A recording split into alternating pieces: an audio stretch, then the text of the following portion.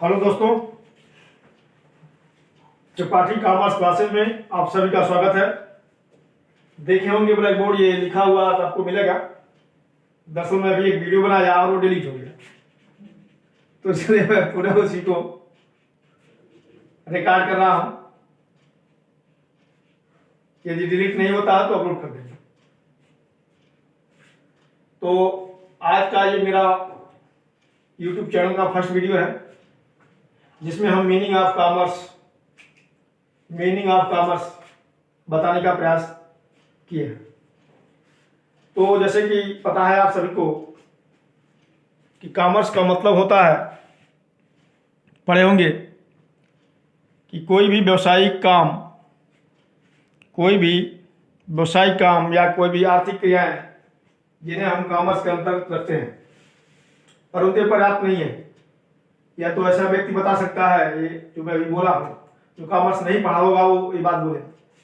यदि आप कॉमर्स के स्टूडेंट हैं तो आपको ये बोलना सही नहीं है कि कोई भी व्यवसायिक काम या कोई भी आर्थिक क्रिया कॉमर्स है। कॉमर्स का मतलब ये है कि कॉमर्स वह अध्ययन क्षेत्र है जहाँ पर व्यवसाय तथा अन्य आर्थिक क्रियाओं का अध्ययन करते हैं। कॉमर्स वह अध्ययन क्षेत्र है जहां पर व्यवसाय तथा अन्य आर्थिक क्रियाओं का अध्ययन करते हैं। मेनली इसमें हम 3 बातों को रखे हैं: व्यवसाय, उद्योग और प्रत्यक्ष सेवाएं। अलग अलग किताब पढ़े होंगे आप लोग, अलग अलग तरीके से दिए हैं। विभिन्न विद्वानों का विभिन्न मत है।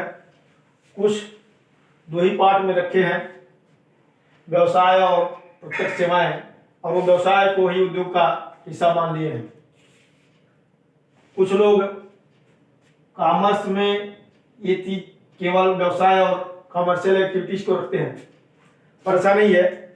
हम ओवरऑल एनालिसिस करके आपके सामने इस बात को रखने का प्रयास किए हैं कि देखा जाए तो कॉमर्स को हम 3 भागों में बांटे हैं, यानी इसमें हम इन 3 बातों को सम्मिलित करते हैं। पहला है व्यवसाय, दूसरा उद्योग, तीसरा प्रत्यक्ष सेवा। तो ठीक है, मैं बताना चाहूंगा। सबसे पहले बात आती है व्यवसाय की।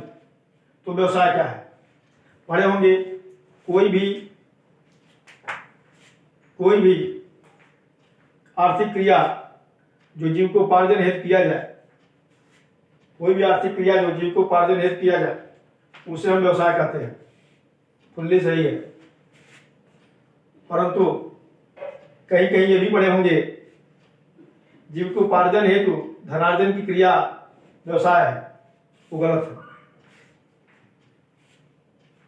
अब आप सोचते होंगे कि अभी सर जी ये बोले हैं कि जीविकोपार्जन हेतु धनार्जन की क्रिया व्यवसाय है, तो जीविकोपार्जन हेतु आर्थिक क्रिया भी व्यवसाय है। तो इन दोनों में अंतर क्या है? अंतर है क्योंकि जीविकोपार्जन हेतु किया गया धनार्जन इलीगल भी हो सकता है। जीविकोपार्जन हेतु किया गया धनार्जन इलीगल भी हो सकता है, जिसे हम व्यवसाय नहीं कहेंगे। परंतु आर्थिक क्रिया का जहां तक हम नाम लेते हैं, तो आर्थिक क्रियाओं में हम इलीगल बातों को शामिल नहीं करते हैं। ध्यान देंगे, वो अनैतिकता की श्रेणी में जाता है, उसको हम आर्थिक क्रिया का दर्जा नहीं दे पाएंगे। यानी कि वो धन तो कमा रहे हैं, गलत तरीके से चोरी करके, डकैती करके, तस्करी करके, इलीगल वर्क में शामिल होकर के धन तो कमा रहे हैं, लेकिन क्या उसको बता देंगे वो आर्थिक क्रिया कर रहे हैं? नहीं। तो सरकार के द्वारा वर्जित कार्यों को कर रहे हैं, जो कानून के दृष्टिकोण से आर्थिक नहीं कही जा सकती। आर्थिक है ही नहीं, अनार्थिक भी नहीं, वो गैर सामाजिक वर्ग है, अनसोशल वर्ग है। तो छोड़िए उस पर, मैं आपको बता रहा हूं, जीविकोपार्जन हेतु किया गया कोई भी काम व्यवसाय है। परिभाषा में ऐसा पढ़े होंगे, ऐसा लिखा हुआ है, लेकिन इसमें भी थोड़ी सी कमी है। उसमें एक चीज जोड़ दीजिए, वैधानिकता।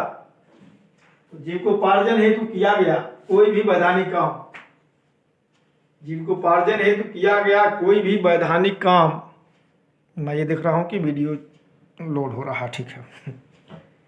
जीविकोपार्जन हेतु किया गया कोई भी वैधानिक काम व्यवसाय कहलाता है।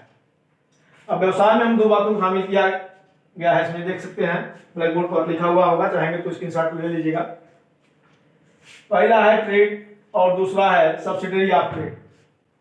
ट्रेड यानी कि व्यापार और सब्सिडरी ऑफ ट्रेड यानी व्यापार के सहायक। इसे हम कॉमर्शियल एक्टिविटीज के भी नाम से जानते हैं, वाणिज्यिक क्रियाएं इसको बोलते हैं। ध्यान देंगे, व्यापार, व्यापार में क्या आता है, व्यापार किसे कहते हैं, व्यापार किसे कहते हैं। जब आपसे पूछे व्यापार किसे कहते हैं क्या बताएंगे? तो व्यापार में मुख्य रूप से दो ही बातें शामिल की गई हैं, क्रय और विक्रय। इसके अलावा और कोई बातें व्यापार में शामिल नहीं की जाती हैं। यानी कि क्रय विक्रय द्वारा धनार्जन की क्रिया व्यापार कहलाती है, परंतु लाभ उद्देश्य होना चाहिए, ध्यान देंगे। यानी कि व्यापार में दो बातें मुख्य रूप से देखा जाता है, एक तो लाभ उद्देश्य और दूसरे क्रय और विक्रय होना चाहिए। यानी कि यदि हम क्रय और विक्रय नहीं करते हैं तो उसे हम व्यापार नहीं कहेंगे। यानी वस्तुओं अथवा सेवाओं का क्रय विक्रय यदि हम करते हैं उससे हमें कुछ लाभ होता है, लाभ न भी हो तो भी हम व्यापार कहेंगे, परंतु मेरा उद्देश्य लाभ कमाना ही होना चाहिए। यानी कि लाभ कमाने के उद्देश्य से वस्तु या सेवाओं का क्रय विक्रय व्यापार कहलाता है। याद रखेंगे, यदि हम क्रय विक्रय नहीं करते हैं तो उसे व्यापार नहीं कहेंगे। यानी कि व्यापार में दो चीज शामिल है, परचेज एंड सेल्स। यहाँ देख सकते हैं परचेज, यहाँ पर देख सकते हैं सेल्स, यानी कि क्रय और विक्रय। दूसरी बात आती है सब्सिडरी ऑफ ट्रेड यानी व्यापार के सहायक। ये क्या है? व्यापार के सहायक का मतलब होता है कि वह हेल्पिंग एजेंसी, वह हेल्पिंग एजेंसी जिनका उपयोग हम व्यापार करने में करते हैं। तो ये सोचने वाली बात है, याद करने वाली बात नहीं है। हाँ, वो कौन कौन सी सुविधाएं हैं जहां जिनका हम उपयोग व्यापार में करते हैं। हम ये सब कुछ भी आपको न बताएं, हम इसको ढक दे रहे हैं, तो क्या आप इसको नहीं समझ सकते हैं? अब आप बताइए, हाँ यहाँ कुछ दिखलाई तो नहीं पड़ रहा, फिर भी सोचिए, अपना दिमाग दौड़ाइए कि वो कौन कौन सी चीजें हैं, वो कौन कौन सी चीजें हैं जिनका हम उपयोग व्यापार में करते हैं। फर्स्ट ऑफ ऑल हमने बैंक का नाम लिखा है। बैंक, ऐसा कोई भी व्यापारी नहीं है, चाहे छोटा हो चाहे बड़ा हो, कोई भी व्यापारी हो, मीडियम स्तर का हो, कि वह बैंक का सहारा नहीं लेता है। क्योंकि यदि बैंक का हम सहारा नहीं लेंगे तो मेरा व्यापार नहीं हो सकता, मेरा व्यापार नहीं हो सकता, कोई भी व्यापार नहीं हो सकता। क्योंकि पैसा जमा करने से लेकर के पैसा ट्रांसफर करने तक, कर्जा लेने से लेकर के कर्जा देने तक, चेक निकालना, ट्रांसफर करना, चेक की सब मतलब कि इशू करना, चेक का डिस्काउंटिंग कराना, ये सारा काम हम बैंक के ही माध्यम से करते हैं। तो बैंक छोड़ दीजिए तो हम व्यापार नहीं कर सकते। यानी कि बैंक बहुत ही जरूरी है व्यापार करने के लिए। तो बैंक का उपयोग हम क्रय विक्रय में करते हैं, इसलिए वो हमारी कमर्शियल एक्टिविटीज के अंतर्गत रखा जाएगा। इंश्योरेंस, जिसको बीमा बोलेंगे, छोटी कंपनियों, छोटे व्यक्तियों, छोटे व्यापारियों के लिए तो नहीं कर सकते, लेकिन यदि बड़ी कंपनियां हैं, कंपनियों में तो लगभग सब में अनिवार्य होता है, चाहे छोटी हो चाहे बड़ी हो। लेकिन यदि वह एकाकी व्यापार है, अब वो छोटे स्तर पे है तो उसकी जरूरत नहीं है। लेकिन यदि थोड़ा सा व्यापार बड़ा है, भले ही वो एकाकी श्रेणी में ही हो, तो बीमा भी जरूरी हो जाता है। क्योंकि आजकल हर पग पर समस्याएं हैं, कंपटीशन है, रिस्क है। तो रिस्क जो है, कोई भी व्यापारी, उसकी क्षमता होती है रिस्क को झेलने के लिए, तो बीमा यही काम करता है, हमारे रिस्क को सम्मिलित रूप से समाहित करता है। यही बीमा का काम है, यानी कि हमारे रिस्क को ट्रांसफर करता है बहुत सारे लोगों पर। तो जब बीमा पढ़ाऊंगा तब बढ़िया समझाऊंगा, अभी तो केवल ऐसे समझिए कि बीमा हमारे रिस्क को कवर करता है। तो बीमा का भी उपयोग हम करते हैं व्यापार में, इसलिए वो भी हमारा हेल्पिंग एजेंसी के रूप में आई। गोडाउन, जहां पर सामान रखते हैं, बिना गोदाम के हम गोदाम ही नहीं रखेंगे तो व्यापार नहीं कर सकते। क्योंकि सामान आना है, सामान जाना है, सप्लाई देना है, सप्लाई लेना है, सामान मेरा आएगा, कहीं कहीं रखना होगा, तो गोडाउन की जरूरत होती है। तो गोडाउन मेरा खुद का हो सकता है या किसी अदर का भी हो सकता है। बहुत सारे लोग केवल उसी का बिजनेस करते हैं, उनका अपना कोई व्यापार नहीं है, लेकिन वो विभिन्न लोगों को गोडाउन उपलब्ध कराते हैं, उनसे वो पैसा लेते हैं, रेंट लेते हैं। तो गोडाउन भी जरूरत होती है व्यापार में। इसको हम भंडारण बोलते हैं हिंदी में। अगर आप ट्रांसपोर्ट यानी कि परिवहन, जैसा कि हमें पता है व्यापार होगा तो एक स्थान से दूसरे स्थान पर वस्तुएं जाएंगी, बेची जाएंगी, खरीदी जाएंगी। खरीदने के लिए हम रॉ मटेरियल लेकर के आते हैं, बेचने के लिए हम बना हुआ माल बाहर भेजते हैं। इसके अलावा मेरा खुद का प्रोडक्शन यूनिट नहीं है तो भी हम माल मंगाते हैं, माल भेजते हैं, यानी कि क्रय विक्रय होता है तो परिवहन की जरूरत होती है। बिना परिवहन यानी कि ट्रांसपोर्ट, तो बिना ट्रांसपोर्ट के भी ये संभव नहीं है, व्यापार संभव नहीं है। ट्रांसपोर्ट में आपका रेल, बस, हवाई जहाज, पानी की जहाज, इक्का, बैलगाड़ी, घोड़ा गाड़ी, ऊंट, गधा, खच्चर, ये सब इसमें शामिल रहते हैं। तो बताने योग्य नहीं है, तो मैं बता रहा था, ट्रांसपोर्ट बता चुका था। अगला है कम्युनिकेशन। कम्युनिकेशन का मतलब ये है दूर संचार, यानी बिना कम्युनिकेशन के भी व्यापार संभव नहीं है। व्यापार हम करते हैं तो उसमें हम कम्युनिकेशन का प्रयोग करते हैं।